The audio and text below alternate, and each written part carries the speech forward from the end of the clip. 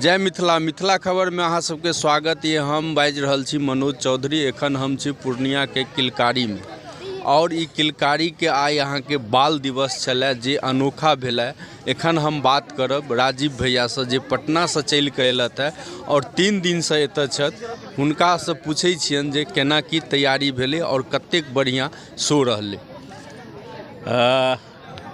तैयारी तो बहुत पहले से चल रही थी इन पूरे कार्यक्रमों की, और अपने तरीके का किलकारी का एक वातावरण है जो पढ़ा देता है कि कैसे आपको काम करना है। तो चूँकि रवि भूषण मुकुल लंबे समय से पटना में रहे, उन्होंने देखा है, चीज़ों को जाना है, तो उसकी बदौलत बहुत सारी चीज़ों की समझ थी और उस समझ को यहाँ उन्होंने और एक्सप्लोर किया।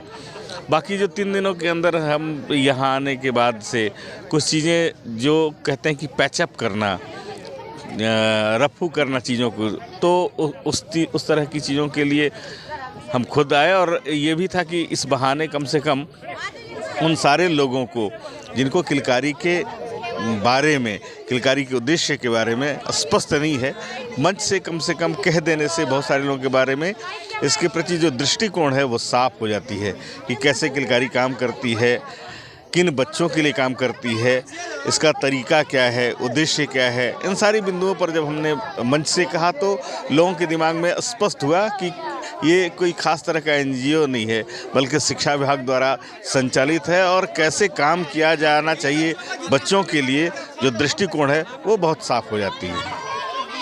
तो राजीव भैया बोले जो हम शुरू से जुड़े हुए हैं और बच्चे का विकास कैसे हो, और ख़ासकर स्लम एरिया का जो बच्चा है जो इस तरह का प्रोग्राम नहीं देख पाते थे, वो इतना अच्छा प्रोग्राम कर रहे हैं, उनका प्रतिभा निखारा जा रहा है। इनसे बात करेंगे जो ये बोले जो मेरा जो कुछ प्लानिंग था वो दिल्ली सरकार ने अपनाया है और काफ़ी सफल है। उस तरह बिहार में ये क्या कहना चाह रहे हैं? बिहार को लेकर हम लोगों ने 2016 में चहक मॉड्यूल तैयार किया था 1 महीने का। ये चहक मॉड्यूल ये था कि वो बच्चे जो स्कूल नहीं जा पा रहे हैं या स्कूल में जा रहे हैं तो ठहर नहीं रहे हैं, तो उनके ठहराव के लिए हम लोगों ने इसको शुरू किया चहक मॉड्यूल को। और बिहार के खासतौर से पटना के 2 वार्ड में पहला प्रयोग हुआ, उसका दूसरी बार 305 स्कूल गया के साथ हुआ। उसके बाद बिहार के हर ज़िला के 100 स्कूलों के लिए इसको हम लोगों ने तय किया बिहार शिक्षा परियोजना के माध्यम से, और SCRT के माध्यम से ट्रेनिंग भी हुई और इसको शुरू किया। तो इसका परिणाम बहुत अच्छा निकला। नतीजा ये निकला कि इसी को लेकर दिल्ली में एक बैठक थी जहां चहक जैसे मॉड्यूल को दिल्ली सरकार के लोगों ने देखा, और जब देखा तो इसी को आधार मानकर वहां भी एक डेवलप होता है इसी तरह का मॉड्यूल, जिसको टेलीविज़न पर लोगों ने सुना है कि दिल्ली में ऐसी शिक्षा पद्धति हो रही है जिसमें कि बच्चे स्कूल में खेलेंगे भी और पढ़ेंगे, आनंददायी शिक्षा भी होगी। तो बिहार का ही मॉड्यूल था जो धीरे से दिल्ली पहुंच जाता है। यही मॉड्यूल धीरे से जो नई शिक्षा नीति आई है उसमें कुछ योजनाएं आई हैं, तो उसमें हुआ कि इसी को कम से कम 3 महीने का कर दिया जाए। तो चहक को 3 महीने का किया गया। 1400 मास्टर ट्रेनर की ट्रेनिंग SCRT में हुई और आज की तारीख में बिहार के हर प्राइमरी स्कूल में इस काम को संचालित कर दिया गया है। चहक से सब लोग रूबरू हैं। इसको निर्माण किया किलकारी ने और एक्सप्लोर किया किलकारी ने, और बिहार शिक्षा परियोजना और SCRT के माध्यम से आज पूरे बिहार में ये आज एक्सप्लोर हो रहा है।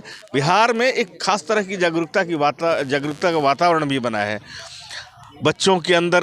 अब वो वातावरण फिर से शुरू होने जा रहा है जिसको लेकर दिल्ली में बात होती है कि प्राइवेट स्कूल से नाम कटाकर सरकारी स्कूल में बच्चे आ रहे हैं। तो ये माहौल कहीं ना कहीं से हमारे यहाँ भी अब बनना शुरू हो जाएगा, क्योंकि जो शिक्षक आ रहे हैं अभी स्कूलों में वो बड़े ही गुणी हैं।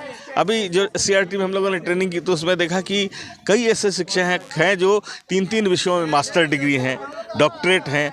तो जो टीचर इस तरीके से विद्वता हासिल किए हुए हो वो सामान्य टीचर तो होगा नहीं, वो स्कूल में जाएगा तो कुछ ना कुछ करामात करेगा ही करेगा। तो ऐसे जो शिक्षक अभी स्कूलों में आ रहे हैं तो स्कूल का वातावरण धीरे धीरे चेंज होने लगा है, वो अपने तरीके से चीज़ों को रखने लगे हैं। नतीजा स्कूल का पूरा का सिस्टम जो है वो बदलने लगा है। और आने वाले वर्षों में मेरा अपना मानना है कि 4-5 सालों में आप देखेंगे कि बिहार का जो शिक्षा जगत है वो एक बदले स्वरूप में आएगा। स्कूल बदल जाएंगे, लोग प्राइवेट स्कूल से नाम कटवा के सरकारी स्कूल की तरफ जाएंगे, क्योंकि सरकारी स्कूल में जो लोग भी हैं वो ट्रेंड हैं, जानकार हैं। प्राइवेट स्कूल में आज भी वही लोग हैं जो कहीं से ट्रेनिंग नहीं पाए हैं और वो स्कूल चला रहे हैं, क्योंकि उनके पीछे एक व्यावसायिकता है और हम व्यावसायिकता के पीछे भाग रहे हैं लगातार।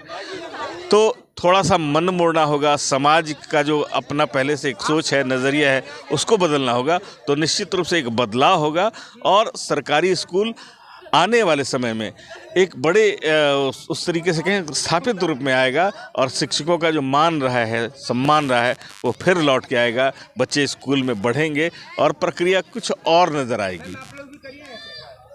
तो इन्होंने कहा कि दिल्ली की तरह बच्चे सरकारी स्कूल में आएंगे, पढ़ेंगे जैसे पहले थे। और इनसे हम बात करते हैं कि इन्होंने कहा कि बिना शनिवार को बुक लिए बच्चे स्कूल जाएंगे, आखिर क्यों?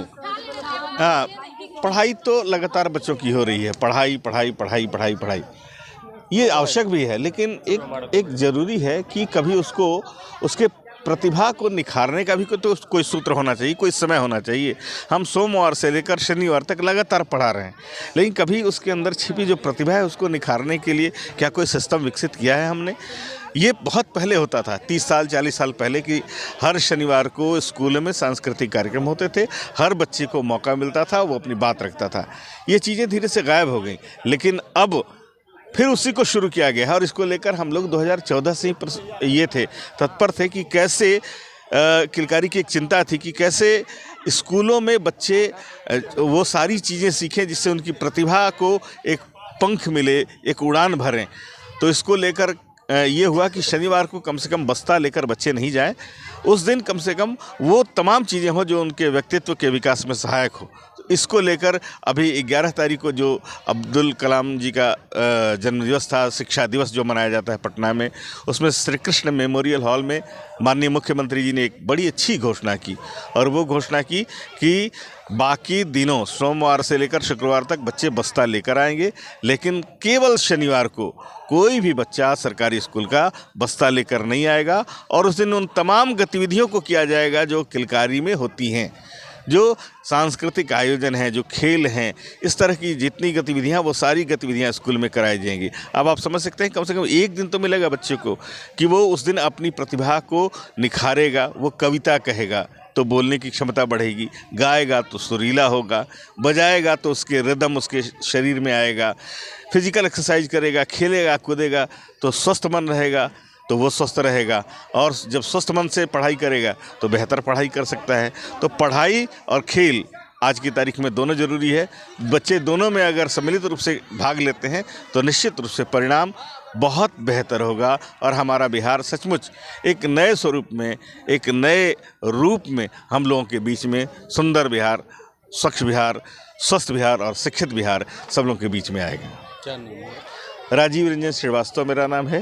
किलकारी बिहार बाल भवन के स्थापना काल से मैं जुड़ा हूं और अभी अलग अलग जगहों पर जो प्रशिक्षकों की ट्रेनिंग है, कुछ मॉड्यूल है, उनको लेकर कुछ लगातार काम कर रहे हैं। चहक मॉड्यूल को हमने तैयार किया था अपनी टीम के साथ 2016 में 1 महीने का, अब 3 महीने का जो बना उसको भी हमने ही अपनी टीम के साथ तैयार किया और वही आज पूरे बिहार में लागू है। इन्होंने कहा कि किलकारी को स्टार्टिंग से अभी तक सींचने में पूरा तन मन धन से हम लगे हुए हैं और इसको बिहार के हर कोने कोने तक ले जाएंगे और प्रतिभा को निखारेंगे और इन्हीं का देन है कि इन्हीं का बच्चा आज कपिल शर्मा शो और विभिन्न सेक्टर में काम अच्छा कर रहा है, विभिन्न फिल्म में काम कर रहा है। मिथिला खबर, किलकारी, मनोज चौधरी। सजाया है ई होम्स पैनोरामा को हमने बनाया है। ई होम्स मेरा एक सपना था जिस पे मैं पिछले 4 साल से काम कर रहा था। हमने जो बनाया है